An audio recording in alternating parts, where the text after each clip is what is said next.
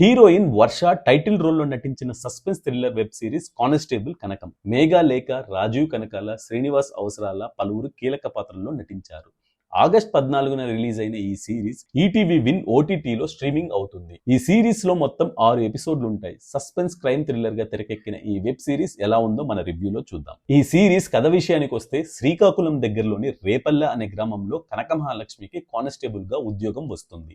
రేపల్లెలో అడవి గుట్ట వైపు ఎవరూ వెళ్లొద్దని ఆదేశాలు ఉంటాయి. ఆ ఊళ్ళో అమ్మాయిలు మిస్ అవుతూ ఉంటారు. దీంతో ఊరికి మంచి జరగాలని ఆ ఊళ్ళో జాతర జరిపిస్తాడు ప్రెసిడెంట్ అవసరాల శ్రీనివాస్. ఆ జాతరలో కనకం బెస్ట్ ఫ్రెండ్ చంద్రిక బాబ్జీ అనే అతనితో గొడవ పడుతుంది. అదే రోజు రాత్రి చంద్రిక కూడా కనపడకుండా పోతుంది. కనకం తన ఫ్రెండ్ ని ఎలా మిస్ అయింది, అసలు తనకి ఏమైంది, మిగిలిన అమ్మాయిలు ఏమయ్యారు అని కనిపెట్టాలనే ప్రయత్నం మొదలు పెడుతుంది. మరి కనకం తన బెస్ట్ ఫ్రెండ్ ని కనిపెట్టిందా లేదా, ఇవన్నీ తెలియాలంటే ఈ వెబ్ సిరీస్ చూడాల్సిందే.